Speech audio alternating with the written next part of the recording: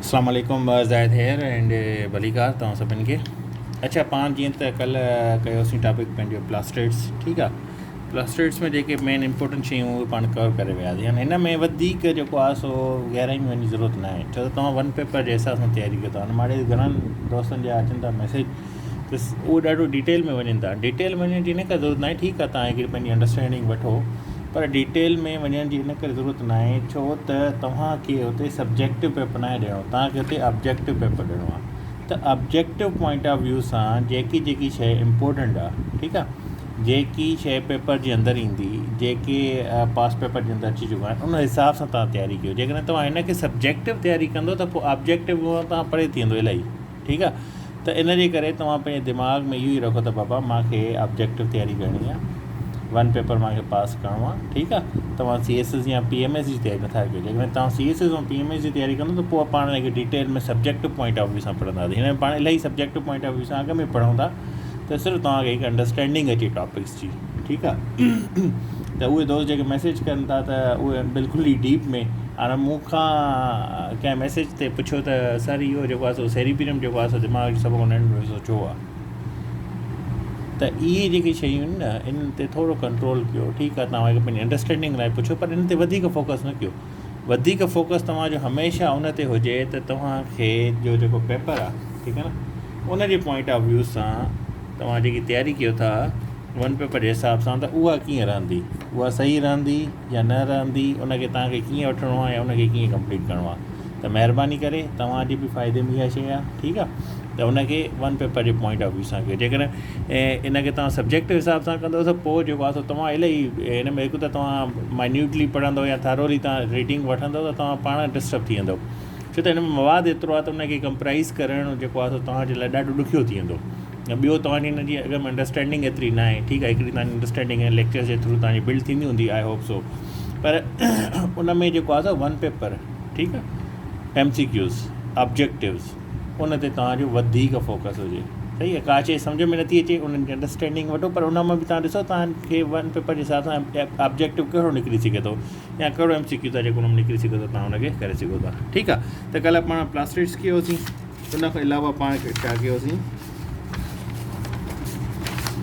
हा, animal cell and plant cell जा जेका हो पाण डिफरेंस पढ़ियासीं, सही आहे। त हाणे इहे जेके डिफरेंसिस आहिनि, इन में जेको आहे हिकु खां ॿ MCQs तक़रीबन कढंदो आहे जॾहिं BDS जो पोर्शन वधीक ॾींदो आहे, त सही आहे। त इनखे तव्हां उन हिसाब सां ॾिसी वठो। अॼु जेको आहे पाण कंदासीं क्रोमोज़ोम, सही नज़र अचे थो,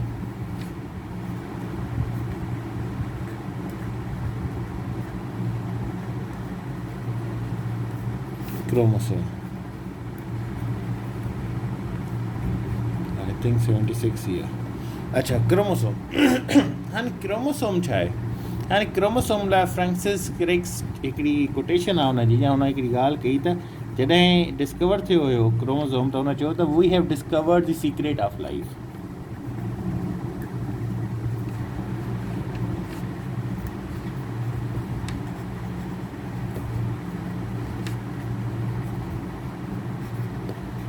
त असां ज़िंदगी जो जेको सीक्रेट आहे, ठीकु आहे न, त इंसान केॾां आयो या इंसान किथां प्रोड्यूस थियो, या इंसान खे अलावा जेकी बि ऑर्गेनिज़म आहे उन जी ज़िंदगी जेको सीक्रेट आहे, उन जो जेको जुज़ आहे, ठीकु आहे, राज़ आहे जेको, उहो असां ॻोल्हे वरितो आहे। छाजे करे त क्रोमोसोम जेको आहे त इहो बेसिक, ठीकु आहे न, बेसिक शइ आहे। इन खां सवाइ जेको आहे त सॉरी, कंहिं बि इंसान जी, कंहिं बि जानदार जी, कंहिं बि पौधे जी जेको आहे सो उहा पैदाइश मुमकिन ई न आहे, ठीकु आहे। त इन करे क्रोमोसोम जेको आहे मेन इम्पोर्टेंट आहे।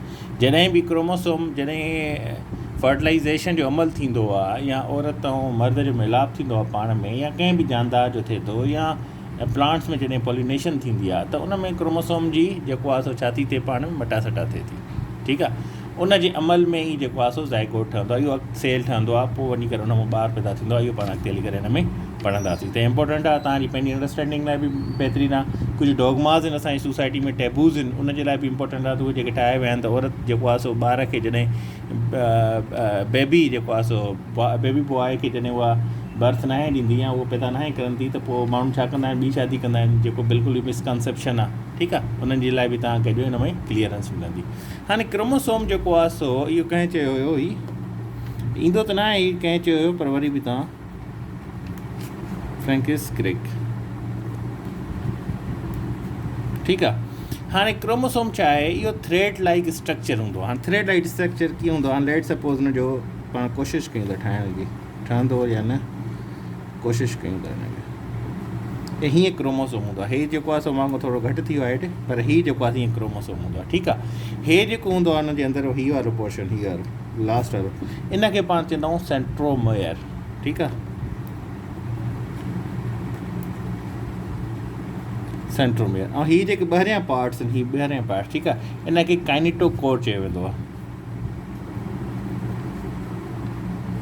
Kinetochore, CHORE। ठीकु आहे। ऐं हीअ जेके आहिनि, हीअ हाणे हीअ जेके आहिनि हीअं हूंदा आहिनि, हीअ बि। ठीकु आहे, ऐं हीअ बि। त इन खे थोरो जेको आहे ॾिसी वठिजो तव्हां नेट तां, हे थोरो ड्रॉइंग मुंहिंजी सही न आहे। ठीकु आहे। त हीअ जेके हूंदा आहिनि, हीअ ॿई या हीअ इन खे पाण क्रोमेटिड चवंदा आहियूं।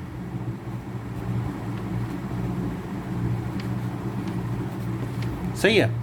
हीअ वारो पोर्शन, हीअ वारो पोर्शन, हीअ सेम शइ आहे। सही आहे। त हे हिन जेको आहे सो स्ट्रक्चर हूंदो आहे। ठीकु आहे। हाणे नंबर 1 शइ त अचे त हिन थ्रेड लाइक स्ट्रक्चर हूंदो आहे। ॾिसो न, थ्रेड लाइक आहे, थ्रेड लाइक स्ट्रक्चर हूंदो आहे। ठीकु आहे। इहो inside the nucleus of animal या प्लांट सेल जे अंदरि हूंदो आहे। ठीकु आहे।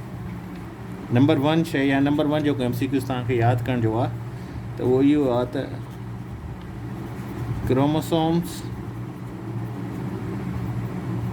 R present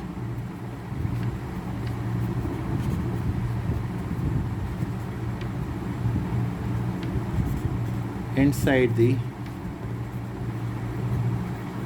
nucleus of animal or plant cell। ठीकु आहे। त एनिमल या प्लांट सेल जो जेको न्यूक्लियस हूंदो आहे, जेके सेल्स हूंदा आहिनि एनिमल या प्लांट सेल, उन जो जेको न्यूक्लियस आहे उनजे इनसाइड, उन जे अंदरि हूंदो आहे। ठीकु आहे। हाणे इन में जेको हर क्रोमोज़ोम आहे, हिकिड़ो क्रोमोज़ोम जेको आहे उहो छांजो ठहियलु हूंदो आहे, प्रोटीन एंड सिंगल मॉलिक्यूल हूंदो आहे उन जे अंदरि, DNA, जंहिंखे पाण डीऑक्सी राइबो न्यूक्लिक एसिड चवंदा आहियूं। ठीकु आहे। नंबर 1 शइ। नंबर 2 हिन में थिए थो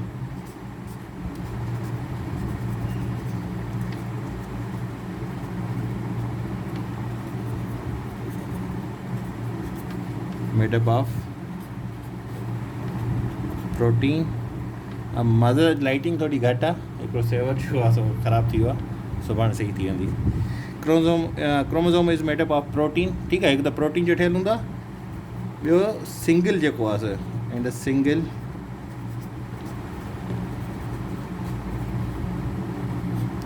मॉलिक्यूल ऑफ DNA। ठीकु आहे। DNA जो फुल फॉर्म छा आहे, डीऑक्सी राइबो न्यूक्लिक एसिड। लिखी था छॾियो, डीऑक्सी राइबो न्यूक्लिक एसिड। ठीकु आहे। Deoxy ribo nucleic acid. सही आहे। स्पेलिंग वरी बि ॾिसी छॾिजो। त इहो जेको आहे सो हर क्रोमोज़ोम जेको आहे सो ठहियलु आहे हिकु प्रोटीन जो and a single molecule of deoxy ribo nucleic acid. ठीकु आहे। हाणे छा थींदो आहे त जॾहिं बि मिलाप थींदो आहे, ठीकु आहे, थोरो हिन में ब्रॉड माइंडेड थी करे ॿुधजो लेक्चर। जॾहिं बि इंसान जो या कंहिं बि जानदार जो पाण में मिलाप थिए थो, ठीकु आहे न, फर्टिलाइज़ेशन जो अमल थिए थो, पोइ छा थो थिए, इहो पेरेंट्स टू ऑफ स्प्रिंग, वालदेन खां ॿारनि में मुंतकिल थिए थो। ठीकु आहे। DNA जे अंदरि छा हूंदो आहे, सर्टेन स्पेसिफिक इंस्ट्रक्शंस हूंदियूं आहिनि। ठीकु आहे। जेके हर जेकी लिविंग क्रिएचर हूंदो आहे उनखे यूनिक कंदियूं आहिनि। लेट सपोज़ हाणे तव्हां ॾिसंदा हूंदव कंहिंजा ॿार आहिनि, ठीकु आहे, उनजी कुझु आदतूं पंहिंजी पीउ सां मिलंदियूं आहिनि, कुझु पंहिंजी अमड़ सां मिलंदियूं आहिनि, वधर सां मिलंदियूं आहिनि। त इहे छाजे थ्रू अचनि थियूं, उनजे अंदरि DNA जे थ्रू अचनि थियूं। कॾहिं कंहिंजो नकु मिलंदो आहे, अखियूं मिलंदियूं आहिनि, वार मिलंदियूं आहिनि। ठीकु आहे। या का बीमारी अहिड़ी अचे थी जेकी DNA जे थ्रू अचे थी, त उहा बि उन में मुंतकिल थिए थी।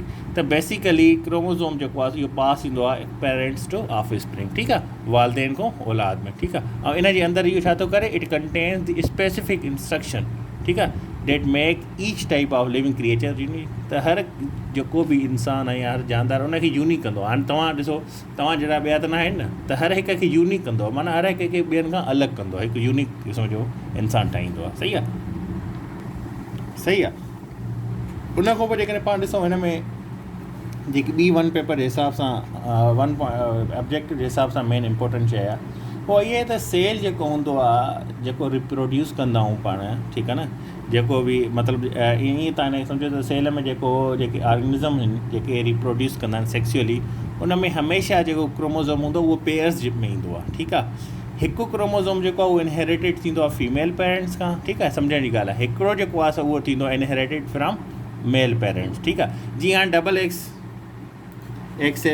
फीमेल में XY मर्द में, ठीकु आहे। त ही जॾहिं बि एक्स फीमेल में आहे, XY मर्द में, सही आहे। अॻे मां हीअं चयो मुंहिंजे ख़्याल में त जॾहिं बि जानदारनि जो पाण मिलाप थिए थो त उन में जॾहिं बि जेको हिकु फीमेल पेरेंट्स मां अचे थो क्रोमोज़ोम, ॿियो अचे थो मेल पेरेंट्स मां। लेट सपोज़ जेकॾहिं मेल पेरेंट्स मां बि एक्स अचे थो, फीमेल मां बि एक्स अचे थो, ठीकु आहे न, त जेकॾहिं फीमेल जो एक्स मेल जे एक्स ते हावी थो थी वञे त उहो जेको आहे सो तव्हांखे डॉटर जी शक्ल में, फीमेल जी शक्ल में ॿारु पैदा थींदो आहे, ठीकु आहे। जॾहिं वाई जेको आहे सो मर्द जो हावी थी थो वञे छा ते, फीमेल जे एक्स ते, त पोइ बेबी बॉय पैदा थींदो आहे। त इन करे हिकु मिसकंसेप्शन आहे पंहिंजे सोसाइटी में, हिकु टेबूस ठहियल आहिनि त बाबा जेको आहे सो जेकर तव्हांखे पुट जी औलाद नथी थिए त ॿी शादी कयो, जेको हमेशह सरासर या ग़लति आहे। इहा हिकिड़ी सोशल कंस्ट्रक्शन आहे असांजे मुआशिरे में, त असां इनखे इन तरह वठी वेंदा आहियूं ऐं हमेशह ब्लेम जेको शिफ्ट थी वेंदो आहे उहो औरतुनि ते थींदो आहे। पर तव्हां हिते ॾिसो बेसिकली जेको वाई क्रोमोज़ोम आहे जंहिंजे करे ॿारु पैदा थींदो आहे, ॿारु मतिलबु त बेबी बॉय, ठीकु आहे न, पुटु जंहिंजे करे पैदा थींदो आहे, धीअ एक्स क्रोमोज़ोम जे करे पैदा थींदी आहे, उहा आहे मर्द जे अंदरि। जेसिताईं उहो वञी औरत जे अंदरि हावी नथो थिए औरत जे एक्स क्रोमोज़ोम ते, त ॿारु पैदा थी नथो थिए, पुटु मतिलबु पैदा थी नथो थिए। त इन जे करे उन में सॼो चकर जेको हूंदो आहे उहो मर्द जो हूंदो आहे, पर उन जी ग़लती जी सज़ा असां वटि औरत खे ॾिनी वेंदी आहे, ठीकु आहे। इहा हिकु मिसकंसेप्शन पंहिंजे ज़हन मां कढी छॾियो। त हाणे इहो ॾिसो त हमेशह क्रोमोज़ोम जेको इनहेरिट थींदो आहे फीमेल पेरेंट्स खां हिकिड़ो थींदो आहे, हिकिड़ो मेल पेरेंट्स खां ईंदो आहे, ठीकु आहे। ऐं इहे जेके ॿ क्रोमोज़ोम आहिनि, ठीकु आहे, इन जे अंदरि जेको आहे सो जीन्स हूंदा आहिनि, ठीकु आहे, सेम इनहेरिटेड कैरेक्टरिस्टिक्स हूंदा आहिनि जेके माउ खां बि ईंदा आहिनि, पीउ खां बि ईंदा आहिनि, ठीकु आहे। ऐं ईच पेयर ऑफ क्रोमोज़ोम जेको आहे इहो डिफरेंट हूंदो आहे ॿियनि क्रोमोज़ोम सां, ठीकु आहे। 23 क्रोमोज़ोम हूंदा आहिनि, ठीकु आहे, हिकु पेयर में, ठीकु आहे। 23 हॾो ईंदा आहिनि, 23 हॾो 46 ठही करे मिलंदा आहिनि, त पोइ ॿारु पैदा थींदो आहे, सही आहे। त उन में हर क्रोमोज़ोम जेको आहे सो उहो डिफरेंट हूंदो आहे। इहे सिर्फ़ु सम्झण जी ॻाल्हि आहे, हिन में MCQ जे हिसाब सां का शइ न ईंदी, सिर्फ़ु तव्हां सम्झण ईंदा। उन खां अलावा जेके नंबर ऑफ क्रोमोज़ोम पेयर्स हूंदा आहिनि उहे वेरी कनि था, ठीकु आहे। हाणे स्पेशीज़ इन मुख़्तलिफ़ उन्हनि में वेरी कंदा। जीअं फॉर एग्ज़ाम्पल पाण वठूं त जेको आहे सो डॉग आहे, कुतो आहे, कुते जे अंदरि जेको आहे सो 39 पेयर ऑफ क्रोमोज़ोम हूंदा आहिनि, ऐं हिकिड़ो डिप्लॉइड जेके नंबर हूंदो आहे, डिप्लॉइड नंबर उन जे अंदरि 78 हूंदा आहिनि, ठीकु आहे। त नंबर ऑफ क्रोमोज़ोम जेके हूंदा आहिनि उहे कैरेक्टरिस्टिक्स हूंदा आहिनि पर्टिकुलर ऑर्गेनिज़म जे, उनखे ई पाण डिप्लॉइड चऊं था, डिप्लॉइड नंबर। त हिन में हमेशह उहो पुछंदो आहे त डॉग जे अंदरि क्रोमोज़ोम घणा हूंदा आहिनि, ठीकु आहे। त हिकु कुते जे अंदरि जेकॾहिं पाण ॾिसूं उन स्पेशीज़ में, त उन जे अंदरि 39 क्रोमोज़ोम आहिनि,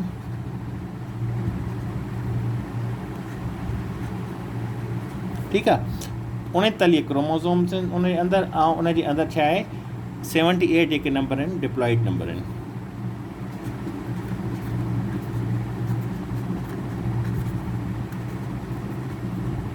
ठीकु आहे। ॿियो जेको MCQs में डॉग खां अलावा जेकी शइ पुछंदो आहे, ठीकु आहे, हे त थी वियो कुते जो, ठीकु आहे। उन खां अलावा जेकॾहिं उहो पुछंदो जेको पाण टोमेटो प्लांट प्लानेट हूंदो आहे, ठीकु आहे, प्लांट्स हुआ सॉरी, जेके टोमेटो आहे पाण वटि जंहिंखे पाण टमाटर चवंदा आहियूं, उन जे अंदरि जेको आहे सो 12 पेयर हूंदा आहिनि क्रोमोज़ोम जा,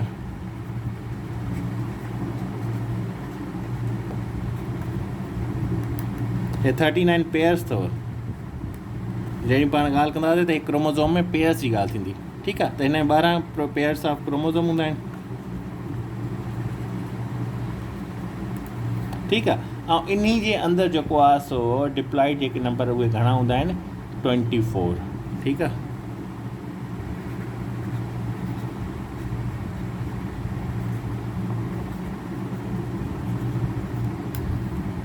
हे इम्पोर्टेंट शइ अथव यादि रखण वारी, सही आहे, त हिनखे यादि रखो। उन खां अलावा जेकॾहिं पाण ॾिसूं त बाबा हाणे हे त थी आहे मुख़्तलिफ़ स्पेशीज़ ॾिनी थिए। मर्द जे अंदरि या ॿार जे अंदरि पाण ख़बर 23 मर्द ॾोईंदा आहिनि, 23 औरत ॾोईंदा आहिनि, त 46 ठहंदो आहे, ठीकु आहे, पंहिंजो जेको क्रोमोज़ोम नंबर आहे इंसाननि जे अंदरि। हाणे जॾहिं बि सेक्स सेल्स हूंदा आहिनि, हाणे सेक्स सेल्स में कहिड़ा अचनि था, एग आहिनि, स्पर्म्स अचनि था। एग जेको हूंदो औरत में हूंदा आहिनि, स्पर्म जेको आहे मर्द में हूंदा आहिनि। उन में छा हूंदो आहे, उन में उहे कंटेन कंदा आहिनि हाफ नंबर ऑफ क्रोमोज़ोम, ठीकु आहे। ऐं इहो जेको रिड्यूस नंबर हूंदो आहे क्रोमोज़ोम से इन खे पाण हैप्लॉइड नंबर चवंदा आहियूं, ठीकु आहे। मतिलबु 23 मर्द जो 23 आहे औरत जो, ठीकु आहे न। इन खे पाण छा था चऊं, इहो जेके सेक्स सेल्स हूंदा आहिनि इन खे पाण चवंदा आहियूं हैप्लॉइड नंबर, ठीकु आहे।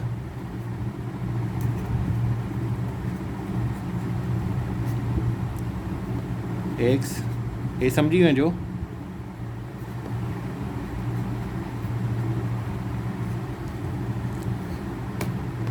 ठीकु आहे, त हिननि खे पाण छा था चऊं, इहे जेके रिड्यूस नंबर हूंदा आहिनि, ठीकु आहे।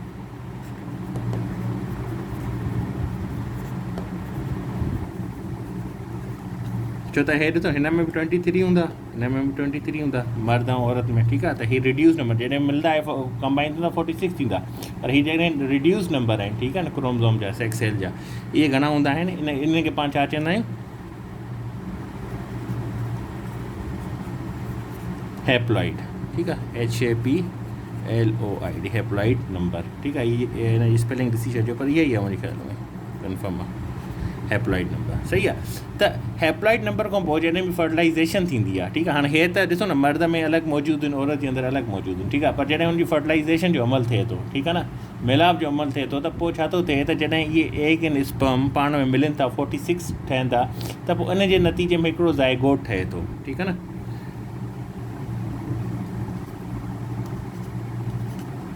ज़ाइगोट सेल, हाँ ज़ाइगोट के अंदर 46 क्रोमोज़ोम हूंदा अथव, ठीकु आहे। त जॾहिं बि इहे पाण मिलनि था, एग ऐं स्पर्म मिलनि था, त पोइ छा था ठाहिनि, हिकिड़ो ज़ाइगोट ठाहिनि था, ठीकु आहे। उहो सेल ई हूंदो आहे जंहिंखे पाण ज़ाइगोट कयूं था। इहो फस्ट सेल आहे जंहिंमें ऑफ स्प्रिंग, जंहिंमें बच्चो पैदा थिए थो, बच्चेदानी में जितां बच्चा मतिलबु जंहिंमें बेबी पैदा थिए थो, उहो बेसिकली जॾहिं एग ऐं स्पर्म पाण मिलनि था, 23 पाण मिली करे 46 ठहनि था, हिकिड़ो सेल ठहे थो, उनखे पाण ज़ाइगोट चवंदा। उतां ई जेको आहे सो औलाद जी जेको आहे सो मतिलबु जेकी ॿार जी जेको आहे नशो मिना या ॿार जी बर्थ जेकी आहे सो शुरू थिए थी, ठीकु आहे। ऐं इहो जो ज़ाइगोट आहे, इन जे अंदरि जेको आहे सो डिप्लॉइड नंबर हूंदा आहिनि, क्रोमोज़ोम जा जेके करेक्टरिस्टिक्स जेको आहे सो ॿुधाईंदा आहिनि हर स्पेशीज़ जा, ठीकु आहे। हाणे 46 क्रोमोज़ोम आहिनि ह्यूमन सेल में, ठीकु आहे। इहो तव्हां ॿुधाए छॾियो मां।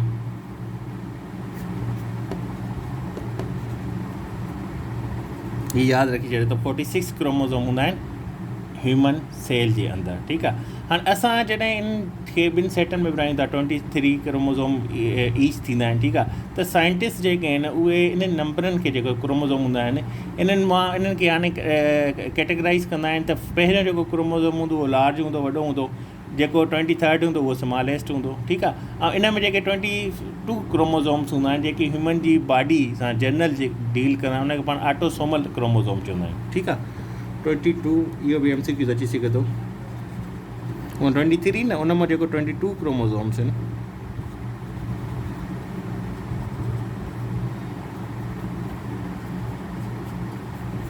ठीकु आहे। त इनखे छा थो चइजे, ऑटोसोमल क्रोमोज़ोम्स,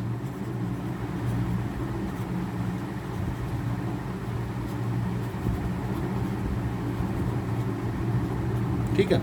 हाणे ऑटोसोमल क्रोमोज़ोम्स ऐं जेको 23 आहे लास्ट वारो, सॉरी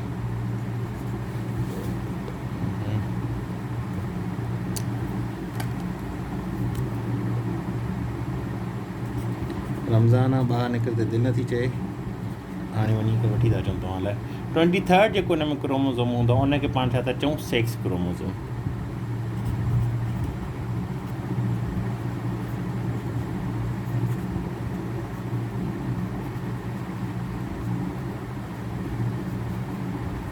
ठीकु आहे।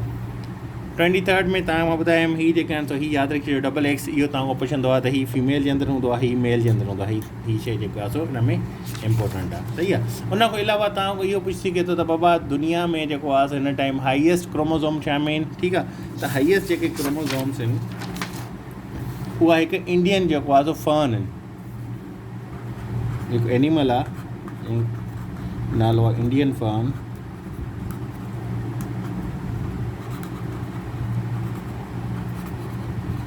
हाईएस्ट नंबर ऑफ क्रोमोसोम, ठीकु आहे। त हिन जे अंदरि घणा क्रोमोज़ोम आहिनि? 1260। ठीकु आहे। उन खां अलावा हिन में इहो ईंदो आहे त भाई जेकी लोएस्ट जेको आहे सो या मिनिमल जेको नंबर ऑफ क्रोमोसोम्स आहिनि उहो छाजे अंदरि उहो एस कैरीज़ हिकिड़ो राउंड वार्म हूंदो आहे उनजे अंदरि आहे।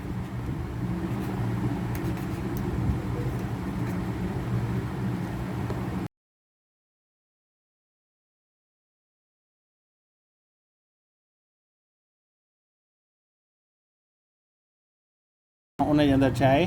उनजे अंदरि 1 पेयर ऑफ क्रोमोज़ोम हूंदो आहे।